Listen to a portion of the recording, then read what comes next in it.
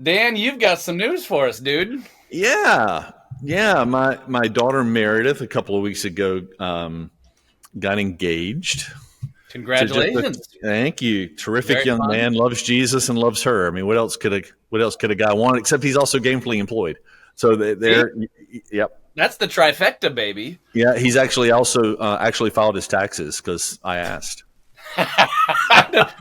When in the interview process did that one come up? Quickly. Oh, good. All right. Quickly. Game on. It's really one of those things. I could care less what's on it. I just want to know, did you file? Are you responsible enough to pay taxes? And if that's the case, then you're probably a keeper. Yeah, my father-in-law never asked me that one, which is fine. I got through the rigmarole, but never did you file your taxes? Yeah, and we just found out in our early conversation. My future son-in-law is from Wichita, Kansas, and Joe, that's that where leads us into Joe all Reed the today. good people are from there, man. Let me tell you right now. Well, if my guy Cade, he's about 6'4". He is not a small man. And my daughter's about 5'2", so that makes for an interesting, First time my wife met her, my wife is 5'2" as well. She gets in a chair so she can give him a hug. So I mean, it was just, kind of one of those things. But yeah, the cowboy. He's out of Central Casting, man. The cowboy hat, the pie plate, belt buckle, cowboy boots, the whole 9 yards. I mean, are you gonna have to get you some cowboy boots then? I'm contemplating if I can get some used ones that I can then resell on Facebook Marketplace afterwards, just to impress my daughter. That's kind of the thought process right now. Joe, you were born in Wichita. We met in Indiana and live in Boston. We should probably get out on the episode here. Introduce yourself to our audience. How do we run across you? We'll get into the conversation today a little about your story, but tell us about yourself. Yeah, so married to Natalie for about 21 years now, 3 awesome kids. We've been in ministry for the last 20 plus years and met Todd in Indiana when we were in college together. So I got a lot of fun stories, Dan, that we'll give you some banter on later. We'll do that later. We'll do that later. Make sure you get you guys set up. We were missionaries in South Africa for about 5 years before relocating to Boston, a little over 12 and a half years ago now. And so that's a lot of our passion. As I shared with Todd, we are always looking for ways to think through the holistic nature of community restoration, spiritual formation, ministry skills and community formation, but also just redemptive entrepreneurship and ways that we can actually uplift communities long-term beyond our presence in a community. So that's a little bit of our backdrop and what brings us to this conversation. That's really cool. So, but knowing your background, Joe, for quite a while, and I hear most of our audience, when they hear missionary or ministry minded, don't necessarily discount what they have to say, but it's like, wow, you don't understand my world. I would push back to that person if you are saying that to go, no. This dude knows what he's talking about, does some missional metrics, runs more of a business-oriented nonprofit. You and I are very similar in the fact that I've always said it this way. I feel like too businessy for church and too churchy for business. Yeah, that's a good fit. Both of those worlds, yeah, which I think is a similar commonality for us. But you've been more in the ministry side from a business optic and even done some measurement stuff if you want to go into Waymaker next or something. But that'd be kind of fun. Yeah, so the name of the product is called Pulse. It's been about 15 years ago when I was serving overseas in South Africa. We were constantly being asked to fill out reports on what's going on the field. And those reports were once a year. And honestly, they weren't that helpful for strategy on the field and what we were trying to move in terms of, impact metrics and kingdom leverage points. So it wasn't helpful and it was always late. So I began to oversee a lot of other staff and recognize pretty quickly that I don't think we're really paying attention to the right things. And what we really need from the position that I was sitting in at the time was actionable information in real time, because I want to know, where are my teammates and our volunteers, where are they stuck, and where are the resources that need to be allocated, and where is that? We want to make sure we're hitting our objectives in these communities, but how would we know? We're just kind of guessing and working off of intuition. So we began to build some very easy prototypes in Google Sheets and App Sheets and things of that nature. And about 4 years ago, got a grant in our nonprofit because we'd outgrown, once you get to a certain point of that stuff, using spreadsheets is just, it's a fool's errand. It's a terrible experience. And I went to one of the foundations that's been partnering with our organization for a while and kind of laid out just a very basic handwritten diagram. And they understood what we were trying to accomplish, and they seeded the first round of cash for Pulse. And we've been developing on that for the last 3 years. My partners and I in Exponent Group, the missions agency that I founded and am leading still. And we built the alpha version of Pulse, and we handed it out to a handful of nonprofits that have been using it successfully to a degree. I mean, alpha products are what they are. And we're right now in the middle of trying to rethink where we're going to take this into beta and then into that MVP stage as well. So we're speaking with donors, investors, all kinds of different groups that could actually help us get it over the next hump. So that's on the Pulse side, thinking through how do we measure in real time against our strategic plans and then drive resources right to the field, right where it's needed, when it's needed. So that's on Pulse. And Todd, in our world, as we're coaching CEOs and business owners, we talk about KPIs, and the creme de la creme is when you get the right leading indicators. Because lagging indicators is great, but you're always going to be reactive and you're always going to be behind, just exactly what you're talking about. So what a powerful, powerful tool. Joel, you use some language. I want to make sure all of our listeners, and myself included, we know exactly what you're talking about. I think you used the term community redevelopment, community restoration. Yeah. What does that mean? So, I've been in the nonprofit sector for a long time, and we often talk about community development. So there's joblessness, there's homelessness. Our reading averages are well below third grade level in a lot of communities. So how do we think about developing our communities? But a number of years ago, our team just came back to the place of saying that all of that activity is about restoring communities into the image of God and really answering the Lord's Prayer that these communities would look like heaven today as they are in heaven with our Father. And so we're constantly on the lookout for how can we play a part in restoring this community to its fullest potential. And that fullest potential, we believe, is modeling what heaven looks like. And so what can we do today to make that a reality now? So our business leaders, for the most part, Joe, are doing the same thing, but trying to think through it in a business grid, thinking through and often struggle, to Dan's points, of coming up with what is the leading and lagging indicators, which ones are we getting there?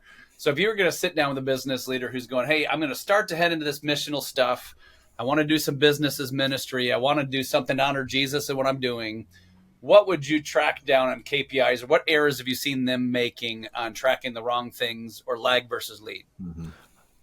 That's a really interesting question. We could go a number of different ways with it. I'm going to go more meta on that one, Todd. And I would say I think that culture setting is actually probably one of the most important things we need to be talking about. 100%. Because I feel like a lot of businesses come in, and let's be honest, a lot of nonprofits come in and get started, and they're more concerned about their bottom line, whether that's an outcome for a nonprofit where this kid now reads. We got 1,000 kids reading at a fourth grade level now, which is wonderful, but the culture isn't healthy. And by healthy, I mean like their spiritual formation isn't there. There's no concern for the whole person's well-being. It's really just about that bottom line. And I think if a business or a nonprofit is getting started in a community, we have to be thinking about what the culture setting is that's going on in our activity. Because all of those ideas, job creation is really important. And I think it's really at the heart of what God wants for a community. But I don't know that starting a business and just giving jobs with a boss that's really terrible is better. I don't think that's better. So we just need to be really mindful to that level. I think that's across the board. We may have taken a tick up. We've gone from, we're at least living indoors and maybe eating 3 meals a day, but our existence, we're not flourishing. I'm 100% there with you. When you're talking about culture setting, are we talking about culture within the nonprofit, or are we talking about the culture in we want to call it the end user, the place where you're serving? I think it's within the business, within the nonprofit, and within the community. I think we have to be, I think when we're hiring staff, we need to be thinking not just, did I pay them a good salary? Good, they're off to the races. But are they becoming better people? And are they better husbands and wives and children?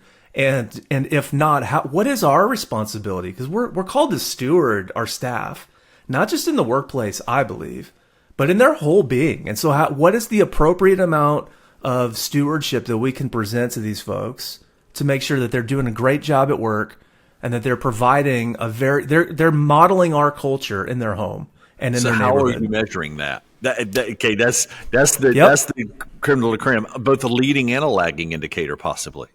Absolutely. So for us, a lot of the things we're working on is we're focusing a lot on the spiritual formation of individuals, and that's even happening inside of companies. So we've partnered with some of the venture capital groups in the faith-driven impact space. We've been providing spiritual direction in this sphere for the last 4 years, and we're asking questions about how is their prayer practice on a daily, weekly, monthly, quarterly basis. We're monitoring that over real time.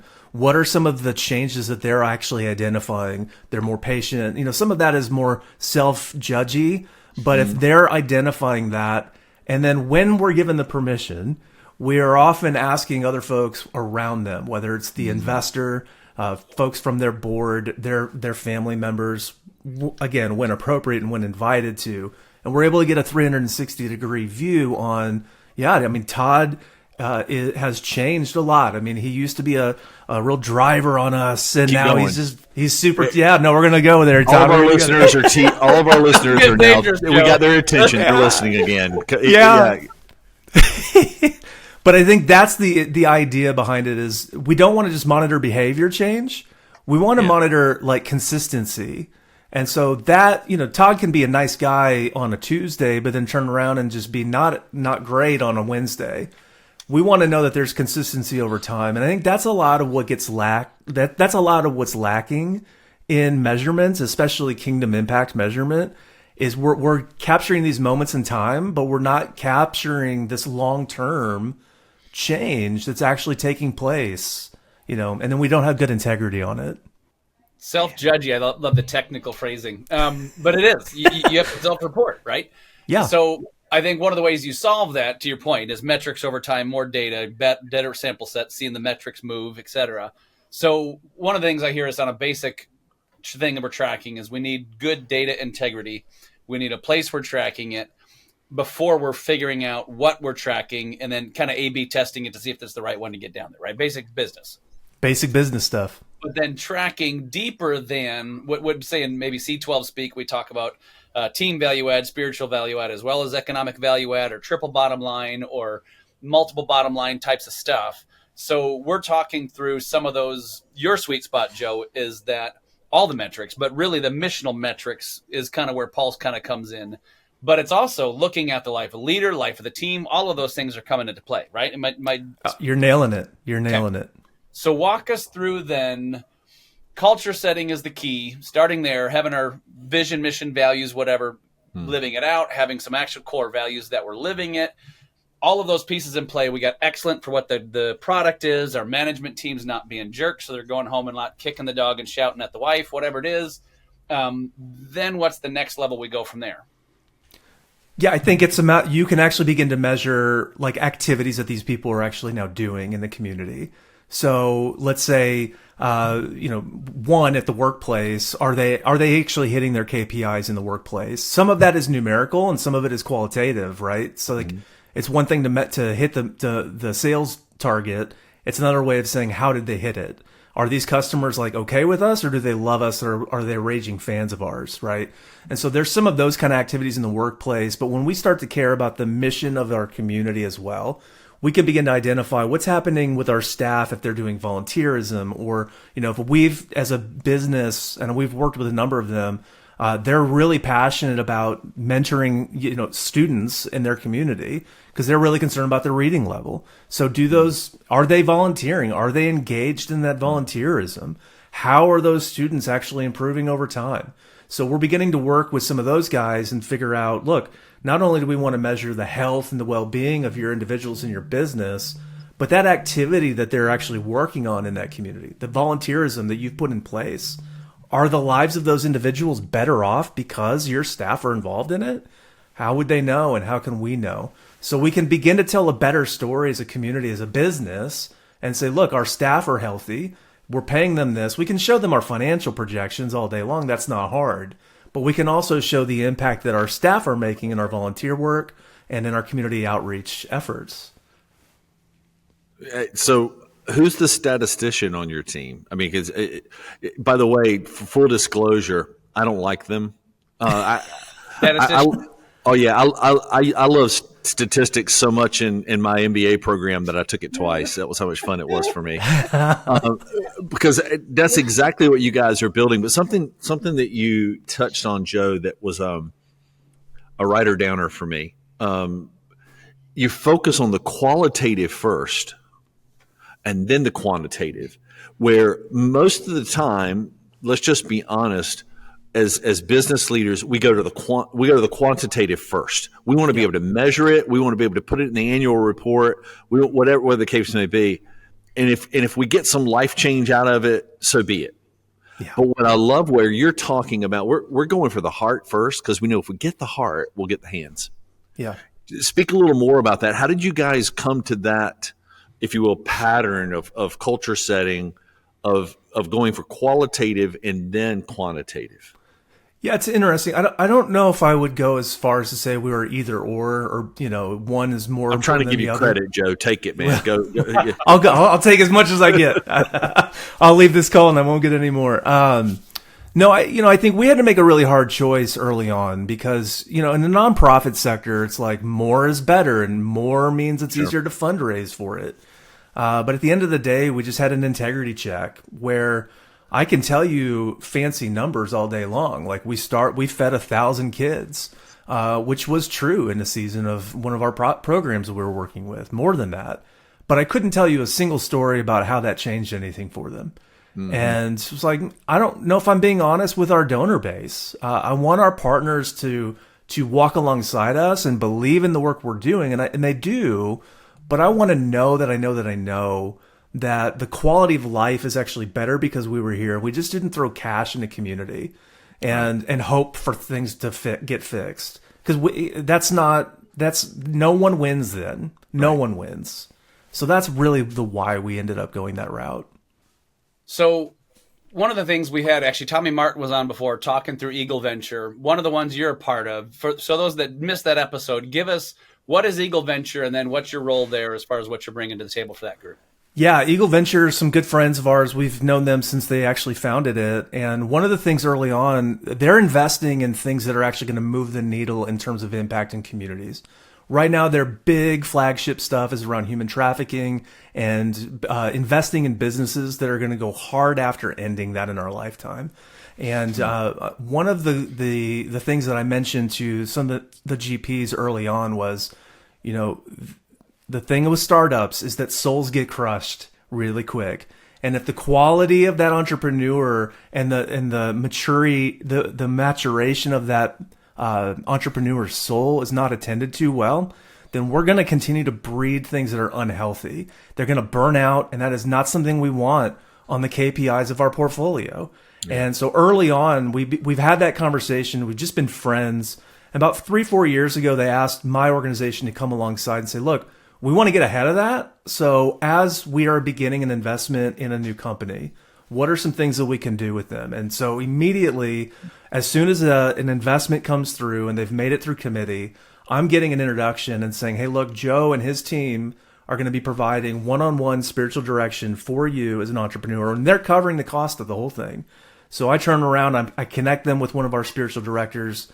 Our directors are not giving us a lot of details about what's going on in the conversation because it's private, but we are often talking about the quality of prayer practice, the life in God. How is that being formed? What are the rhythms that they're installing right now? We have noticed that when entrepreneurs are not establishing healthy prayer rhythms in their life, they are significantly higher likelihood to burn out and quit.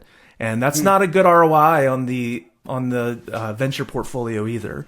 So we're trying to there's a lot of other indicators for what would actually keep an entrepreneur in the game, but that's a big thing that we need to be paying attention to.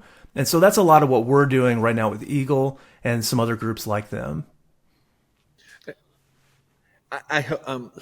Man, there's just so many different ways we could go with the conversation, Joe, because it's.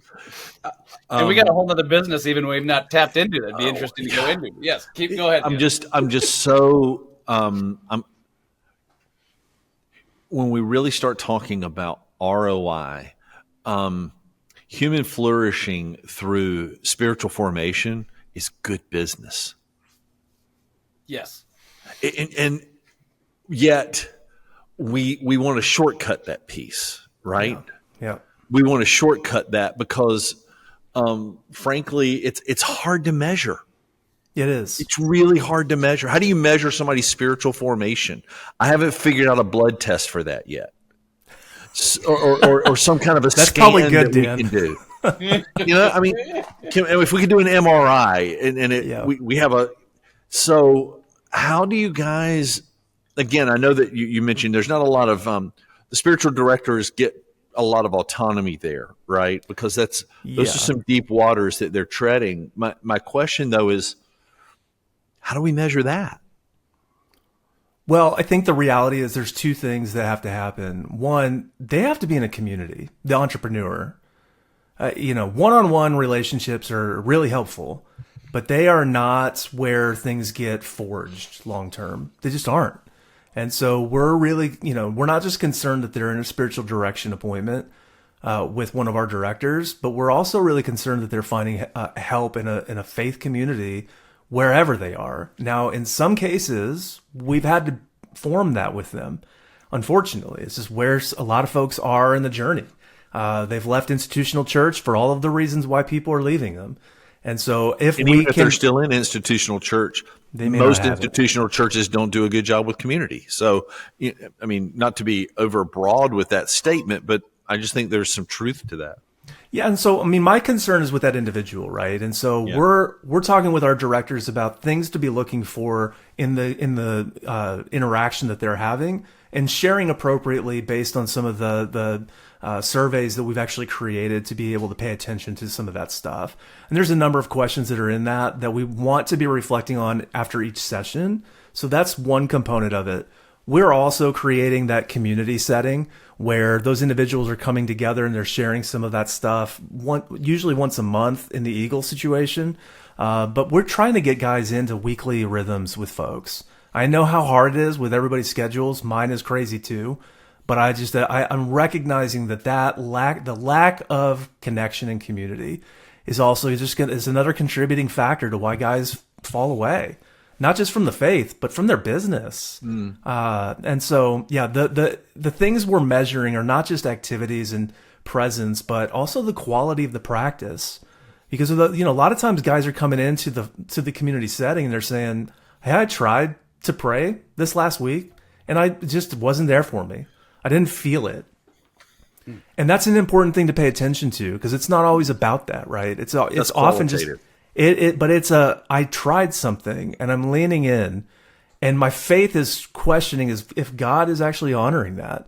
And so there's really rich conversations that come even from the, worldly sense of I failed because I didn't get the thing. It's like, well, but did you lean in? And what did God do in that? What is God teaching you in that? Yeah. And that's a really rich conversation we get to have with a lot of folks. And we're walking with that, and we're monitoring that as we go.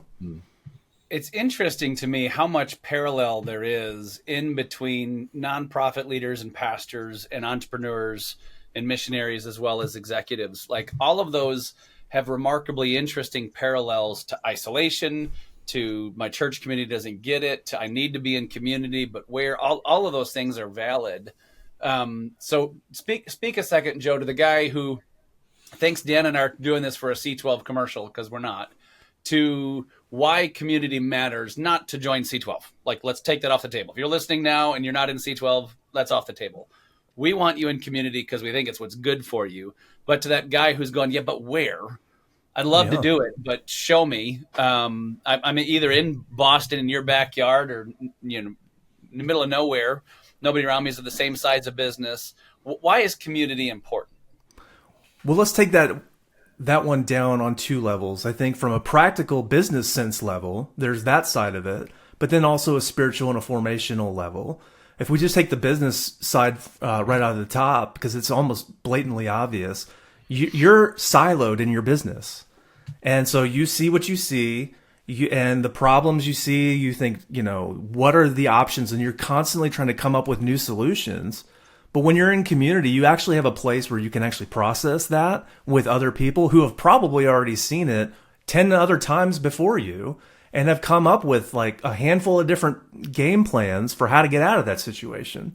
So why try to reinvent the wheel when a person that you're already forging a trusting relationship with can actually help you get out of it? So that's just from a practical standpoint, right? Yeah, none of us is as smart as all of us. No, and I think that you almost gain like an advisory board in community, and it's one of the most powerful things that I think you can do to not only sustain your business but help it grow, is by getting into those kinds of relationships on a regular basis.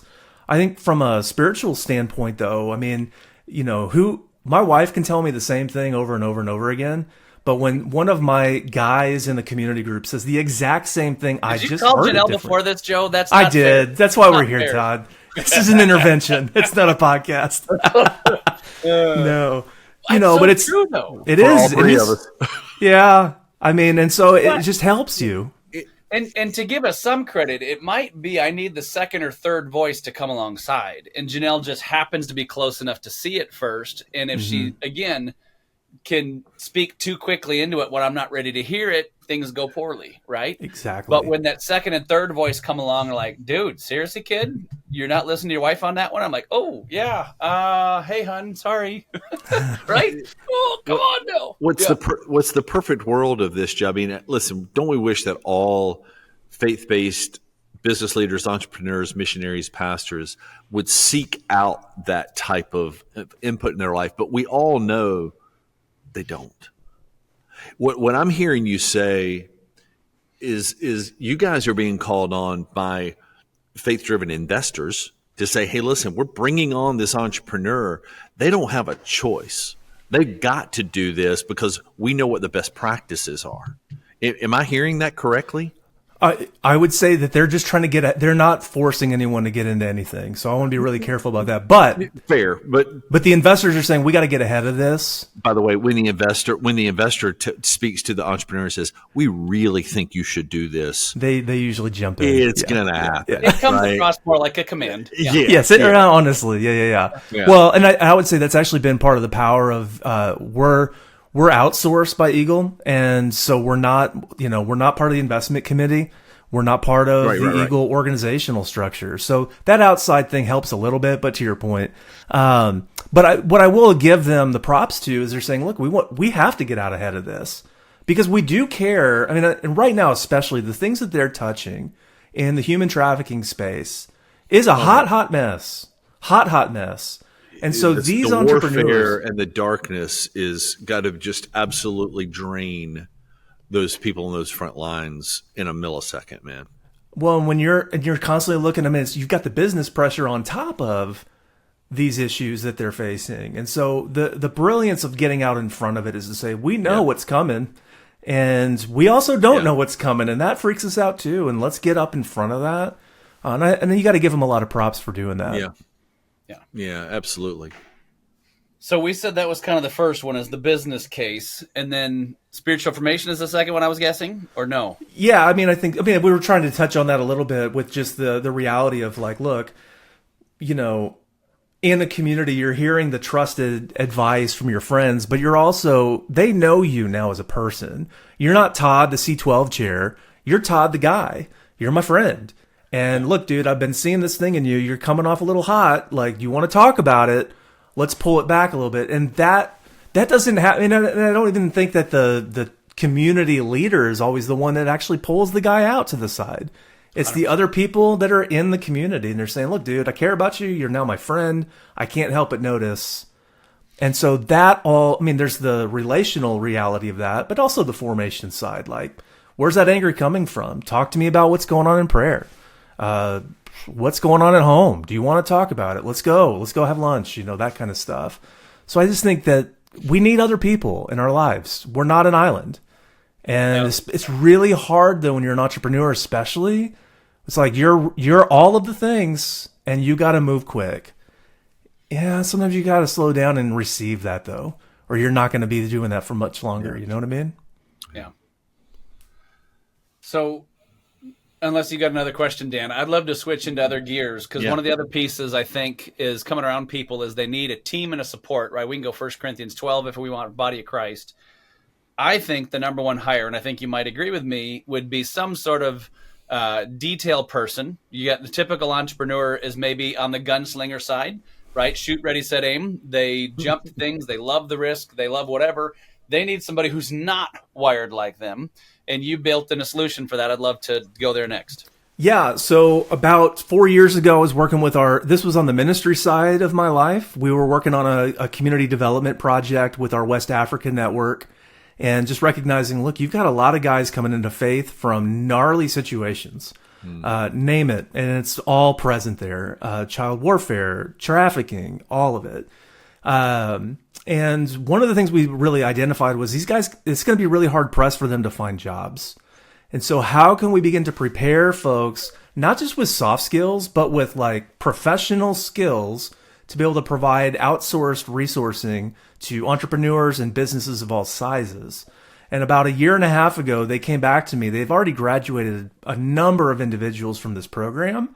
And the obvious next step was to actually job place them, to be a part of the process of handing these highly credentialed individuals into situations where folks could benefit immediately from them. So about 18 months ago, they launched an effort called SolveLine, and it's all based out of Africa predominantly at this point. All of the, you're basically a virtual assistant, and all kinds of different operational personnel are all based there. And about 9-10 months ago, I was the first person to hire from them. It's like, well, if I'm going to share about this, I got to put my money where my mouth is. And had a situation where my assistant was on maternity leave, wasn't sure if she was coming back, and I really needed some help right in the midterm before when she was gone and when she was coming back and all that. And they crushed it, man. Like within about 10 days or so, they were doing everything without any help on my end. They were actually proactively pulling things off my calendar, off my task list, and just executing it for me. And I was like, okay, now I need to help you guys get connected because this is awesome. So the power of this is that you can actually hire an individual virtual assistant for as little as 10 hours a week. And it can grow up with beyond that to actually getting a full service operations team so that they're set up to actually go up and down with you as you're going. And the beauty of that for me is, I don't know about you guys, but all of my stuff ebbs and flows in seasons. It's really, really busy right now, and it's going to really quiet down around Christmas.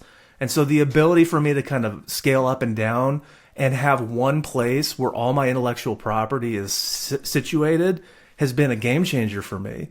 And so I would highly recommend you guys get a hold of these guys. I've been helping them get this thing off the ground.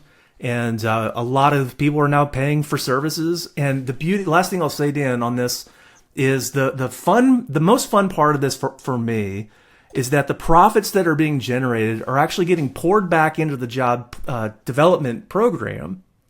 And so you're creating this self-feeding system where how's the bench, Joe? Is it growing? Yes, from the profits. As we serve clients well in the States and in Europe and elsewhere, money is being poured back into training more folks in different communities across Africa. We're able to establish more systems, more centers of operation there. And just this flywheel just kind of keeps churning up, and we're funding mission out of the whole thing. It's pretty fun. You fully got my attention when you said outsource operations. Yes. How quickly can I sign up? Because that's just not my thing, man. And I know that so many entrepreneurs, executives, the same is true for them. But finding that person that can come alongside, I mean, first of all, it can be quite costly, but it's just not easy to attract. But what a redemptive missional way to see that happen. It's really great. Yeah. I think the other part that I'd add to it is where I needed the help first was I don't even know how to hand off things to you guys. There's 10 million things. Just choose, you know? And so actually coming in and them designing out a whole system of What are the priorities? How are we going to think through this in a methodical way? And they led the meetings. And I had my stand up this morning. They lead the meeting for me, and they're pulling things off, and things are just getting done without me even knowing that it was a thing that we needed to do. It's been awesome. So what I hear on that is SolveLine, right? I got the name right, is coming in and somewhat like EOS does on this delegate and elevate idea, where they're coming in going, hey, what are the operational tasks that either you're not good at, you need to get out of, that we can systematize? So I'm guessing it starts on scheduling. It could head into bill pay. It comes into whatever the skill set is. And because it's international, the comp structure is probably a little bit less than Boston. Yep. A lot less. And you get a missional component where you can scale up, scale down. Anyway, so to add the plug, how do we get a hold of it? What would be next steps if people are going, yeah, dude, I'm in? Yeah, so right now, I think if you just... I want to know more. Yeah, if they want to know more, what they can do right now is they go on the website, solveline.pro, and you'll see all of the information that's there. You can schedule a call with somebody that's going to be able to jump on a quick call with you, answer questions, and see what's going to work for you. And they'll get you started within a week. You'll be up and running, and depending on what you need, we'll be able to add additional staff to it if necessary right out of the gate. That's so splendid. I'm just telling you. Yeah. By the way, Joe, we need to make sure everybody knows about your website, exponentgroup.org. Listen, not only do you have access to what you guys are doing, but there's some great resources that you guys are making available at no cost. Yeah. Yep. Just kind of scrolling through that. I mean, 10 days of listening to God, a free download. Hey, sign me up. Grieving with God. I mean, no, we don't do that very well. And that's obviously that's pretty, tender for me and for my wife right now. My mother-in-law passed away about 2 or 3 weeks ago. I'm sorry, man. So, bittersweet. She was 96, a lot more sweet than bitter. A passionate follower of Jesus. And, but yeah, there's still some holes, right? Yeah. So, but that said, we don't really know how to do that well in our Western context. So anyway, I'll encourage you folks to really take a look at some of these formational tools, other ministry tools. I'm still stuck on focusing on qualitative to get to quantitative. Okay. I'm not the sharpest knife in the drawer. It takes me a little while. So, I just love the idea of how do we create the metrics to get the desired outcomes, but we're really focusing on the heart before the hand. And there's going to be. Let me give you this. This is an illustration that I think has been helpful for a lot of folks. Yeah, lots of things can spread fast. Usually, when they're not healthy, they kill things. Cancer, AIDS, all of that, and all the stuff. And so, if we're not paying attention to the quality of the thing, then it's going to multiply a toxic thing. So I think that's why we got to pay closer attention to that stuff first. Yeah.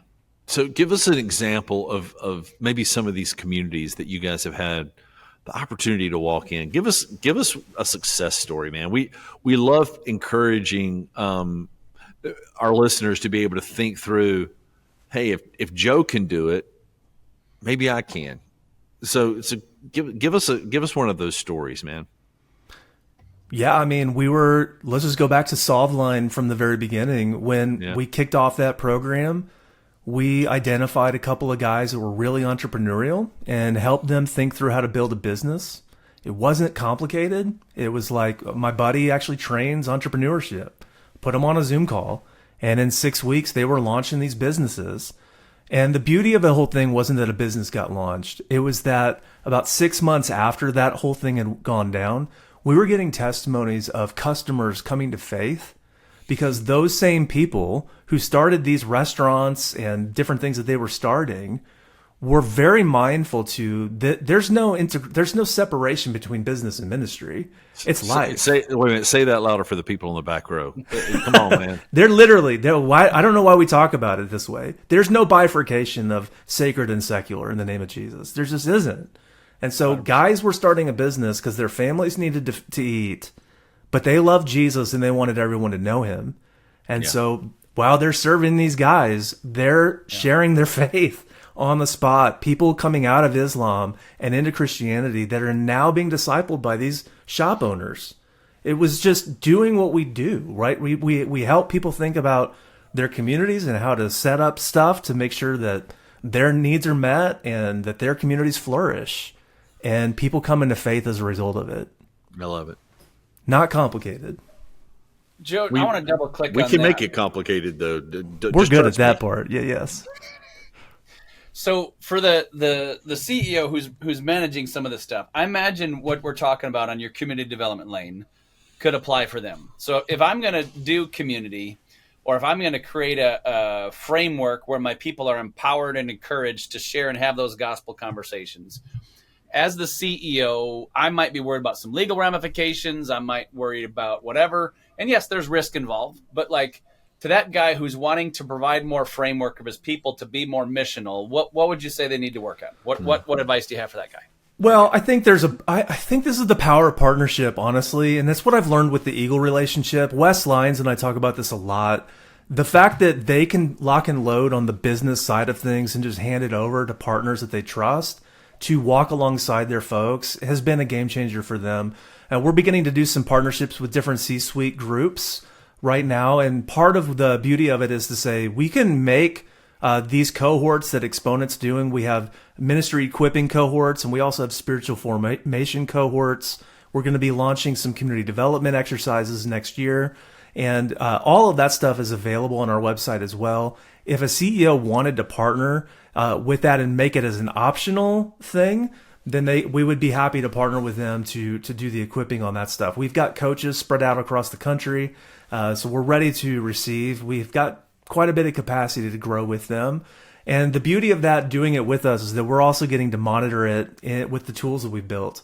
So we're not only able to like help them with the skills, we're actually able to help report back. Here's the things that your folks are actually up to right now. Here's the growth areas that we see that could be opportunistic for you. And we get to share a lot of that stuff directly with the C-level team at the business. So I'd love to have a conversation with you about that as well. That's great. I say we wrap it and have Joe pray over our audience, right? Yeah. Another question to follow on, last one on your end? No. We always ask our guests if they would, based on the conversation that we've been having today, have our leaders that are listening to lean into what does it look like to be vulnerable enough to be willing to measure. And so if you would just pray blessing over them, courage for them, Sure. We are all better for that. So would you pray over us today, my friend? Absolutely, brother. Well, Father, I thank you for these two brothers and for the space that you've created with them to provide a space for listeners to really lean in and listen to what you're up to.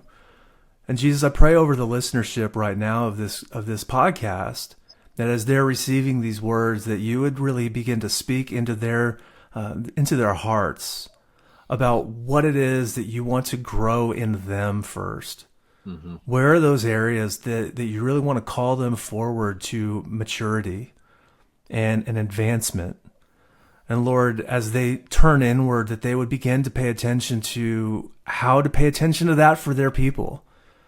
That you would first do it in them so that they could then in turn help grow it in the others. Mm-hmm. Bless them and bless the work of their hands, Lord. It's all your work. Mm-hmm. There is no bifurcation. There is no sacred or secular here. Jesus, I pray a blessing over these leaders as they get their hands back on their plow, that your kingdom would come and that your will would be done in their communities as it is in heaven. It's in your name we pray all these things, Lord Jesus. Amen. Amen. Blessings to you, man. Thanks so much for spending some time investing in us today. Grateful. Hey, thanks for the time. Appreciate And it. before you leave officially, how can we get a hold of you? Exponentgroup.org and SolveLine.pro. Is that the best way to reach out? Those are the two good ones. Yep. Sweet. Great, Joe. Thanks, Joe. Great having you on, man. Thanks for having me, guys. Appreciate you. Hey, to quote my friend Todd Dan, that was fun. It was fun. It was fun. I got to come up with a better way to describe things, apparently, but good conversation. No, it was a lot of fun. Man, a lot, I think, for our business leaders, especially for our owners, to think about. Here's one. Am I brave enough to be vulnerable, to allow people into that space, to my heart, not just to what my hands are doing? Because if we get that part right, the rest takes care of itself. Now, by the way, physician, heal thyself. I'm sitting here making notes over here. What does that look like for me?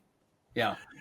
And that's some scary places to go. The thing that's challenging for me, several about Joe, but like he is the whole, there is no sacred secular piece, Right. Because he is more in the nonprofit side, but yet does it in such a God-honoring, excellent way that feels more like a business. 100%. Like how he's tracking the numbers and metrics, and as you dig behind the scenes and all that stuff, it's like, oh my word, this dude's onto something. And even the Eagle guys and a couple of other folks as well in the space Right. were like, man, if you want to get to somebody that talks through missional impact, that knows how to capture and create the stuff, everybody points to Joe. And I'm like, I went to college with this guy. We didn't reconnect. So a dozen years ago or something, we start reconnecting again, going, wait, how do we do this? It's been fun to watch his journey, because he'll see a need, meet a need, but in the nonprofit, missional impact, whatever space you want to call that. It's been fun to watch. Culture setting was, I think, the word he used. Yes. It made me think of the old Peter Drucker quote, "Culture eats strategy for breakfast." And so, as I too. maybe Maybe even 11s. 100%. I would just encourage our listeners to really consider this. If you're not getting the outcomes you want, don't push harder on the outcomes. Yeah. But really start looking to the heart issue. What would it look like to lead our teams, our employees, to flourish spiritually, emotionally, mentally, into those areas? How do we build an ecosystem to help them flourish in those ways? Because if they're flourishing there, the results always take care of themselves, always. Totally agree.